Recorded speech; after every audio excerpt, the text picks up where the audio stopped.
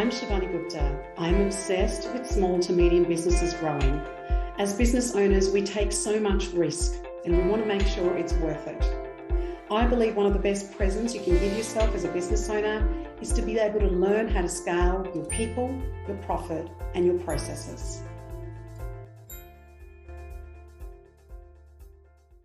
Hello, everyone, and welcome to Grow Your Business podcast. I'm Shivani Gupta, and I am your host. Today, I'm going to be spending some time speaking to you about the power of vulnerability in relationship.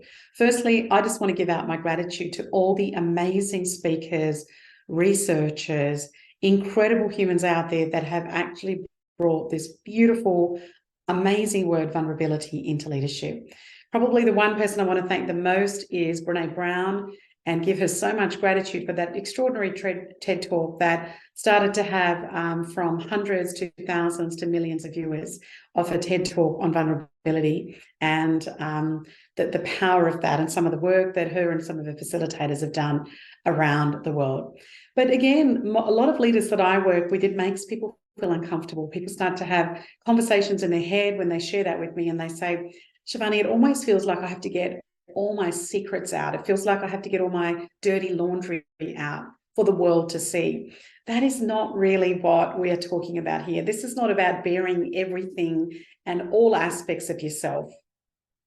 There are some aspects of vulnerability that are best kept personal, and there are others when it comes to around leadership are the ones that we want to talk about. But what I want to do on this particular podcast is really talk about some of the benefits that there are if you do decide to do that, because our brains work in a way that when we can see benefits, we then start to shift our behavior. So let's talk about 10 or 11 really important ways and reasons for why we would even bother in our leadership to look at vulnerability. And then I want to share a couple of examples with you in terms of what's kind of great to share and perhaps what's not great to share. The first reason that you want to express your vulnerability in leadership is you want to become more relatable as a leader. What you want to be able to do is, I've worked with leaders for 21 years now, and before that I was a leader in the corporate space. And one of the things that I've learned is that for somebody in a leadership to really embrace to be a great leader is that you want to be able to make sure that people can relate to you. You want to come up that high level or that basic that people can't relate to you. You want to be able to relate to people. I love the images of Barack Obama that were released as the president of the United States after he finished his terms. And, he would give high fives or fist pumps to so many of his team, perhaps even the guard, perhaps people that you wouldn't see. And again, so he made himself very relatable to people around that. And when people share their vulnerability and they talk about things that are appropriate as a leader, people go, oh my goodness, I too can relate to that. I also noticed this as a speaker. And as a speaker, one of the things I've started to do more and more on stage in the last 3 or 4 years is to share a lot more of my vulnerability on stage. And in the past, people will say, well, that was great, or, they might buy a book or might rebook me. But now there's people coming in and giving me that feedback around the fact that they could really relate to that particular issue. So, for example, one of the things I speak about on stage is how I love my kids, but I don't always like them, that they're really quite challenging to manage at times. And I wish that they would just go away and let me do my work, which I absolutely love and I'm very passionate about.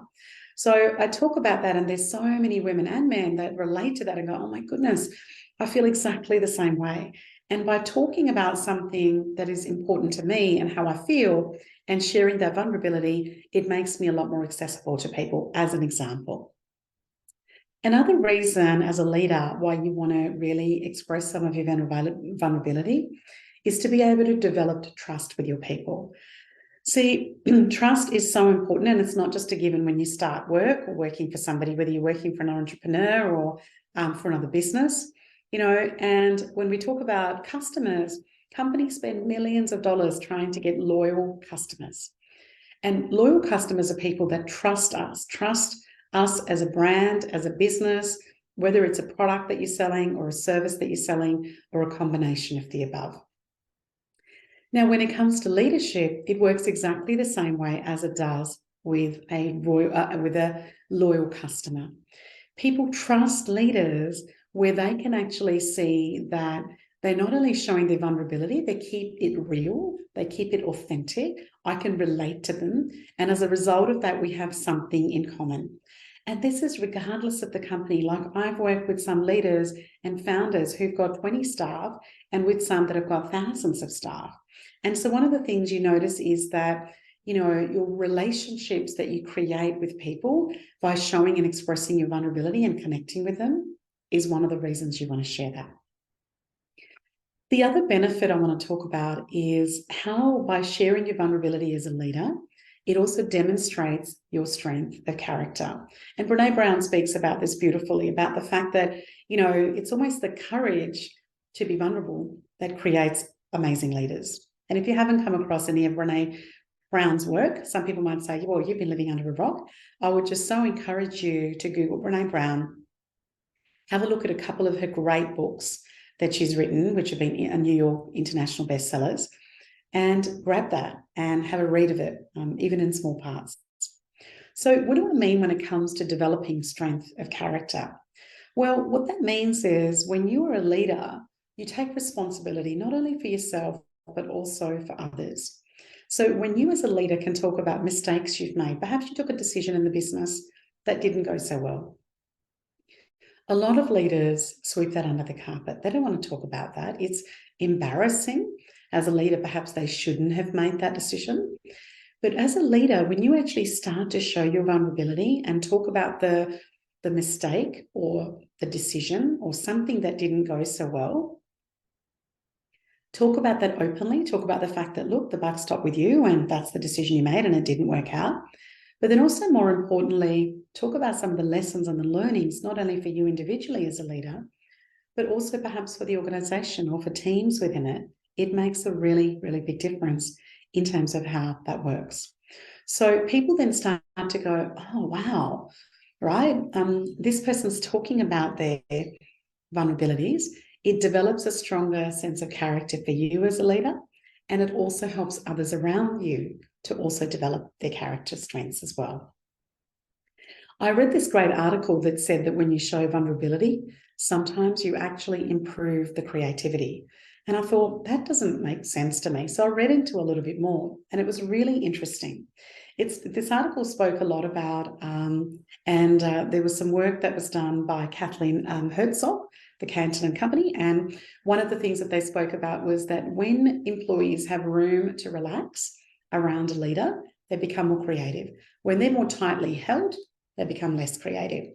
And let me give an example. I've got 2 teenage kids and in school, and when we have school holidays, which we're currently in as we're recording this particular podcast, so hopefully nobody's going to barge into this space in the studio. When they've got things back to back in school and sport, there's very little time for creativity. And you would know that in your work. When there is a lot of space, they become more creative. They start to draw more. They start to want to, we had a holiday home that we'd hired that had really terrible internet. And that was a very deliberate and conscious choice. And then all of a sudden I found them walking around grabbing sticks and making little bonfires and getting the wood ready for different things. The same thing happens in organizations. When a leader is able to talk about their vulnerability, it creates space and it allows people around you to become more creative, including the leader. One of the other major reasons is we talk a lot about leadership. Millions of books on leadership are written every single year. And it is a topic because when we get the great leaders, we see incredible shifts in terms of what happens to the people within that organization, the growth of the individuals and the employees, but also the growth of the business. And there's a lot of talk when it comes to leadership about the old type of leader and the new type of leader. We often talk about that in so many different contexts in terms of the old way of doing things or the new way of doing things. So a leader showing their vulnerability is the new leader, is a modern leader. And vulnerability builds trust with people. And the fact that, more of the newer modern leaders are starting to actually show that and speak about that, open themselves up. And one of the things that's happening is that people are often wanting to go and work for people like that. So it also, without realizing it, when that word starts to spread as a founder or a leader in a business, is that it starts to actually show people some of the stuff that they can do. The other thing that's often related to that, and it could be under the same point as a subset point, is the fact that it also increases people's psychological safety. What does that mean? That means that people feel safe. There's some great work that's been done in the Harvard Business School by a particular professor called Amy Edmondson. And one of the things that Professor Amy Edmondson speaks about is that when people feel psychologically safe, they perform better. And I know that sounds really simple, but when a leader can show vulnerability, when a leader can openly talk about things for him or her that aren't working or they haven't been managed well, then people start to go, oh, okay, so if I'm creative, if I'm trying different things and they don't work, I've got permission to talk about that. And not, as I said earlier, that builds trust, but it also allows people to feel safe. And when people feel safe, they perform better. So psychological safety and high-performing teams is a really big reason for why leaders want to look at becoming more vulnerable. The other thing that I wanted to share with you, and one of the other benefits, is getting others to be able to help and helping build stronger teams. Again, how does vulnerability do that? Well, vulnerability, it's really important to experience and realize that it's not somebody who just, again, downloads all the emotions that they're feeling out.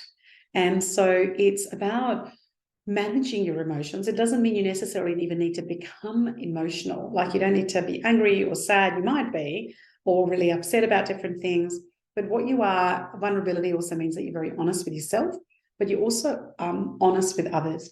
You allow others to see parts of yourself that perhaps you didn't before.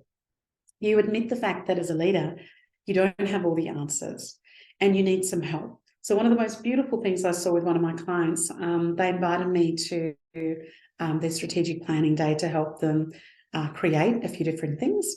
And the CEO opened up the day for the strategy session. And one of the things he came out and said was, look, our business is pretty stagnant, and it's been stagnant for about 3 years. And I'm really worried about where we are and where we need to go. I've looked at a whole bunch of things that I want to share with you today.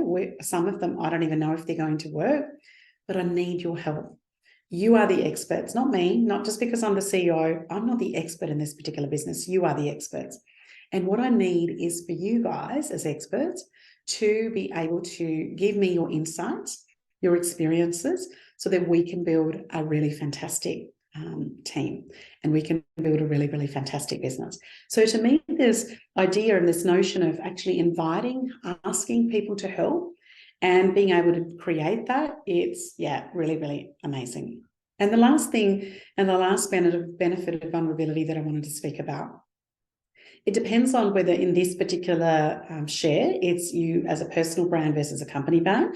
So this might be more applicable, but there's a lot of debate saying that if you're a leader in a business, you really need to have a business brand and your own personal brand, because your personal brand is what will go with you, whether you're a founder of a company or a leader within another business. It also makes for amazing content. So one of the things that means is that you can actually go out onto social media and you can speak about the fact that these are some of the mistakes out there. These are some of our learnings out there. This is what we can do, and that we're a human business.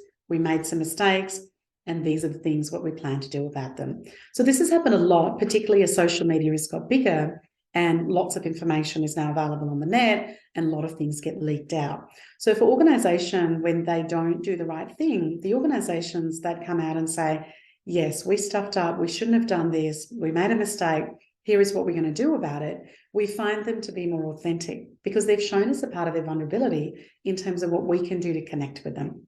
There are other organisations, however, that when they're found out, they try and hide the fact or don't admit responsibility. And they're the ones, particularly that we see in social media, that we get really angry with. And we're like, just tell us the truth. We know that you've done it. It's pretty obvious that you've done it. Just tell us the truth. Tell us the vulnerability. Tell us you stuffed up, and then tell us what you're planning on doing about it.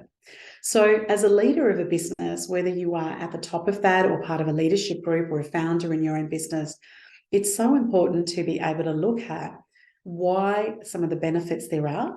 And again, understanding the difference that vulnerability is not a download of all your emotions out to all your people. That can be pretty hard and perhaps not help them feel pretty psychologically safe.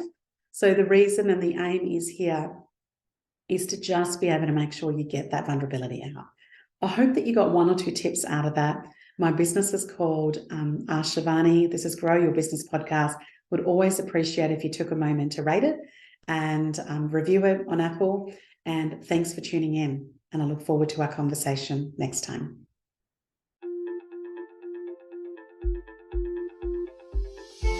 I'm Shivani Gupta, and you've been listening to the Grow Your Business Podcast. I hope you got one idea that you can think about or perhaps even implement straight away in your business. Thank you for listening. Follow me on Facebook, Instagram, and LinkedIn under Ask Shivani. Remember, I call it Ask Shivani, so please send me your questions that I can address in this podcast for you. And I would also so appreciate if you went to the Apple Podcast to rate and review this podcast.